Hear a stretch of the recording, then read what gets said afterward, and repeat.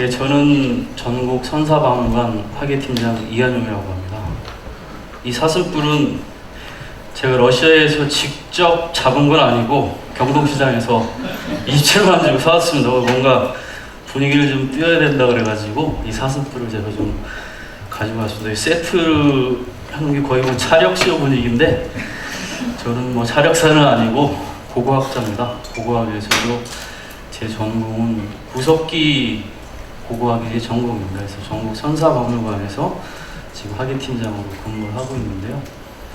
저는 1990년도에 군대를 제대를 하고 제가 처음으로 고고학 발굴장애를 간 곳이 바로 전곡이었습니다. 저희 지금 관장님께서 저희 대학교 은사님이신데요. 저희 관장님 모시고 계속해서 그 전곡에서 발굴했어요. 땅 파는 게 제 주 전공입니다. 고고학 발굴을 하고 거기서 이제 93년부터는 구석기 축제도 이제 개최를 해서 올해 한 20회째 맡게 됐고, 전공 유적이 굉장히 중요한 유적입니다. 유적의 중요성에 대해서 설명하자면 얘기가 너무 길기 때문에 어찌됐든 그 전공이 유적의 중요성을 너무 홍보하고 또 박물관을 또 만들기 위한 계획에 참여를 하고 또 실제로 박물관 건립 계획을 하고 또 그다음에 경기문화재단에 또 취직을 해서 박물관 건립 추진단에 제가 선사박물관 화계팀장으로 근무를 하면서 현장에서 건물을 지을 때 처음서부터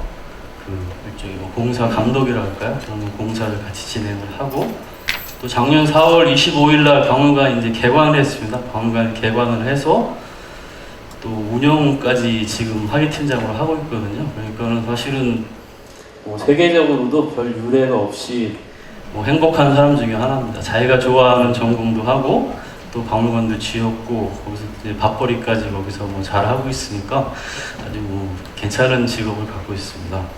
그래서 오늘 제가 말씀드릴 거는 이제 생각의 힘 주목도끼라는 주제인데요. 이게 원래 이런 홍보성 사진은 보여주지 말라 그러는데 저희 박물관입니다. 전국 선사박물관. 나중에 기회가 되시면은 이런 전시물들이 있고 저 뒤쪽을 비치라고 그랬었는데 이렇게 되어 있습니다. 전국에서는 이와 같은 주먹도끼들이 발견됐습니다. 그래서 원래 오늘 제가 그래서 볼을 깨면서 말씀을 드리려고 그랬는데 마이크 성능이 너무 좋고 제가 좀 배가 약간 요새 나온 관계로 이 숨소리가 좀 별로 듣기 안 좋다고 일단 얘기를 다 하고 마지막에 돌을 깨라 그래가지고 일단 돌 준비해 놨습니다. 제가 차력사는 아니지만 좀 이따 이 돌을 제가 깨긴 깰 겁니다. 기대해 주셔도 될 것 같고요. 요 같은 주먹도끼가 처음에 1978년에 전국에서 처음 나왔는데요. 오늘 사실은 수백만 년의 그 인류의 진화 얘기를 한 10분 정도의 말씀을 드리려고 하다 보니까 좀 건너뛰는 부분들이 많이 있겠습니다만은 자, 여기가 전곡리 유적입니다. 자, 우리가 이제 오늘날 이렇게 호모 사피엔스들이 전 세계에 퍼져서 진화의 길을 걷고 있는데 처음 인류의 진화에서 여러 가지 이제 중요한 사건들이 있는데요. 그 중에 제일 중요한 게 하나가 바로 우리가 지금 두 발로 걷고 있지만 두 발로 쓴 행위입니다. 직립, 두 발로 선 것이죠. 그래서 두 발로 처음에 일어서서 어디로 가야 될까 지금 생각하고 있는 아마 최초의 두 발로 걸은 인간인 것 같은데요. 여기에는 요 발자국들이 좀 보이실 것 같은데요.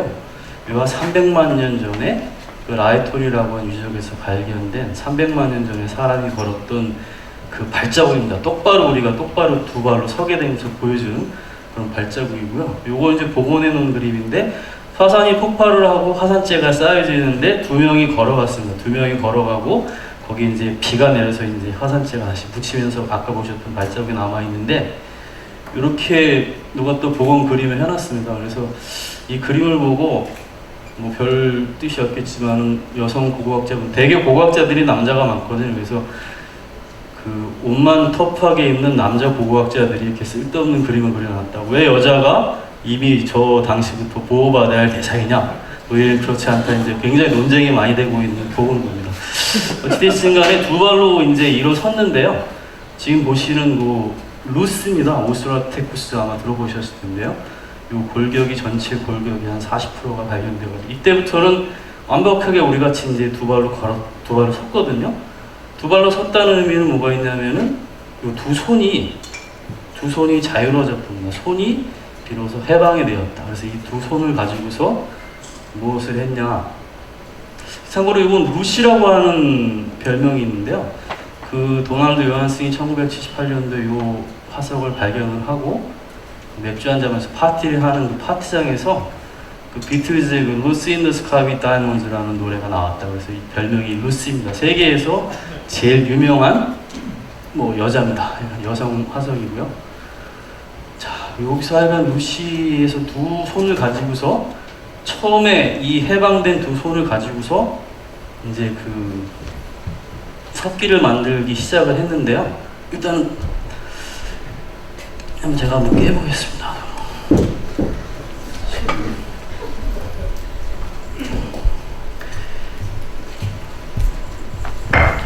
잘 보세요. 지금 제가 돌을 여기서 깼지 않습니까? 약 250만 년 전에 과연 내가 무엇을 먹고 살아야 될까? 어떻게 하면 이 어려운 환경을 극복을 할까 했던 그 누군가가 깨냈던 돌. 지금 저 뒤에 분들은 잘 보일까 모르겠는데 이 돌이 그걸 지금 우리가 인간이 최초로 발명한 아주 창의적인 발명품이라고 보셔도 큰 지장은 없습니다. 그래서 지금 제가 좀 칼 같은 걸 좋아해가지고 칼을 좀 많이 갖고 다니는데 이 칼의 효용도랑 이 칼의 효용도는 거의 동일합니다. 사실은 원래 여기에 뭐 불도 좀 피워놓고 돼지도 한 마리 좀 저희가 직접 샥 썰어야지 이제 실감이 나오실 텐데 그거는 저희 박물관에 오시면 제가 또 보여드릴게요.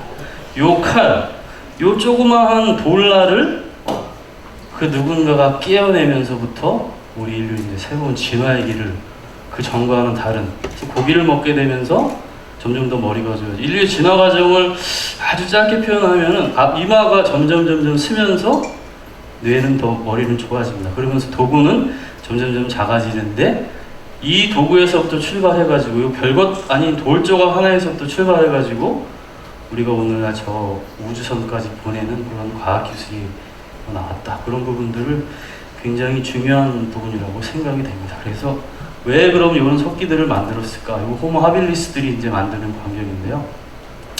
환경이 변했습니다. 편하게 먹고 살던 환경이 변했어요.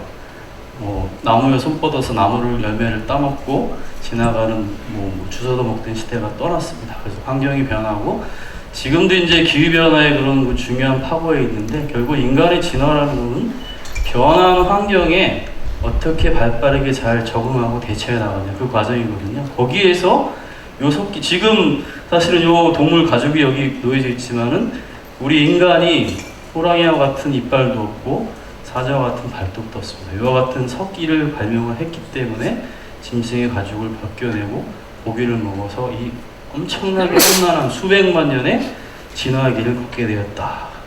참 지금은 다산월에 앉아 계시지만은 지금 한 10분 정도는 좀 말이 안 되는 세월이죠. 수백만 년 전, 수십만 년 전에 그런 좀 생각을 좀 하면서 여기 최초로 250만 년 전에 이와 같이 돌날을 떼어내었던 그런 이제 석기의 모습인데요. 많은 분들이 한 가지 또 저희한테 궁금하게 생각하는 게 이 석기인지 아닌지 지나가는 돌인지 주워온 돌인지 당신들이 어떻게 하는데 이렇게 보시면 쉽게 구분할 수 있어요. 이거 제가 분명히 좀 전에 떼어낸 돌입니다. 여기는 몸돌이라고 이거 이제 박편이라고 하는데 돌에는 자기 흔적이 그대로 남아있어요. 이건 제가 힘을 줘서 떼어낸 돌이고 이건 몸돌인데 이 몸돌은 오목하게 파져 있습니다. 오목하게 파져 있고 여기서 제가 떼어낸 박편에서는 여기 그 정확하게 이게 볼록하게 내가 너한테 맞아서 떨어진 자국이라는 걸 흔적을 여기 그대로 보여주고 있거든요. 그래서 그런 부분들을 이제 자세히 관찰하면 고고학자들이 석기인지 아닌지 알게 되는데 요 지금 보시는 여기는 처음에 만들었던 그런 석기들입니다. 아주 단순한 석기들이죠. 이 석기들을 사용해서 아까도 말씀드렸지만은 이와 같은 그 고기를 베어서 먹는 그런 이제 행위를 하게 되는데 제가 여기서 돌을 좀만 더 깨보겠습니다. 지금 주먹도끼 얘기를 해야 되니까요.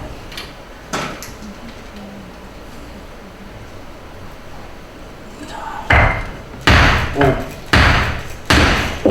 산산 조각이 나오는데, 자, 이와 같이 이 돌에서 주먹도끼라는 거는 이 돌에서 이 주먹도끼의 최종 모양, 이 머릿속에 정확한 플랜으로 들어있어야지 만들 수가 있는 건 대충 두드러 깨가지고 만들어지는 게 아닙니다. 그래서 추상적인 사고의 힘이 꼭 필요했다.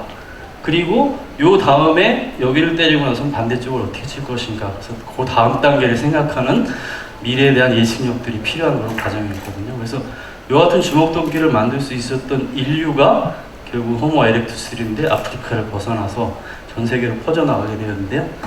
처음에는 이와 같이 한쪽 날만을 만드는 기술들이 거의 100만 년 이상 지속됐습니다. 그러다가 이와 같은 그 아주 간단한 이제 망치들이나 이걸 잡으면 이걸 갖다가 아주 단순한 동작이지만은 이걸 내려치는 동작을 하게 됩니다. 이것도 그 누군가가 새로운 또 기술을 내는 거거든요. 자, 깹니다.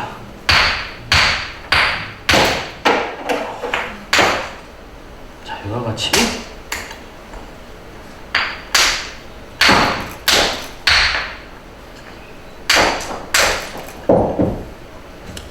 보시죠. 이와 같이 그 양쪽을 때려내서 만든 요 날, 아주 우스워 보이는 기술 같지만 요 기술이 그야말로 척기를 점점 작게 만들 수 있고, 그 다음에 더 고급화된 기술을 만들 수 있는 요 기술, 그 기술이 주먹도끼 만드는 데 있어서 굉장히 중요한 기술이에요. 그래서 주먹도끼를 단순히 뭐 두드려 깨서 만드는 게 아니라 치열한 그런 그 생각의 힘을 가지고서 만들었다는 것들을 여러분들이 좀 이해해주시면 좋겠고요. 그래서 이와 같은 주먹도끼가 동아시아에서는 처음으로 발견된 유적이 저희 그 전곡리 유적입니다. 제가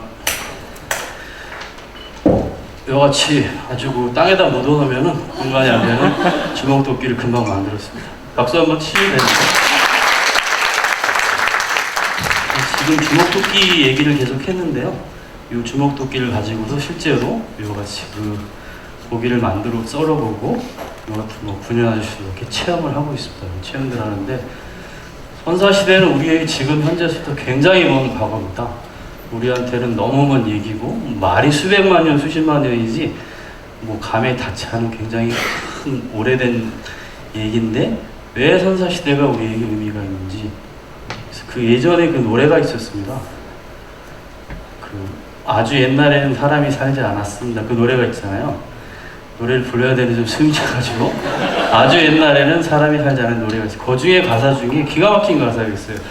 사는 게 아니라 논일며 즐기는 것, 옛날에 누가 살았는지 생각해지도 않고, 그런 가사가 있어요. 그래서 우리한테 먼, 그야말로 먼 뭐 옛날이지만 이 주먹도끼를 어려운 환경을 극복하기 위해서, 살아남기 위해서 주먹도끼를 만들었던 그런 뭐 선조라고 할까요? 그런 그 인류의 유전자가 아직까지도 우리 그 마음속에 쭉 남아 있습니다. 그래서 그 주먹도끼들을 다시 또 우리 박물관에 오시면은 보실 수가 있어요. 그래서 지금 오늘 시간이 많이 지체가 됐다 그래서 제가 좀 시간을 많이 당기는 임무를 맡았는데 1분 30초는 제가 줄였습니다.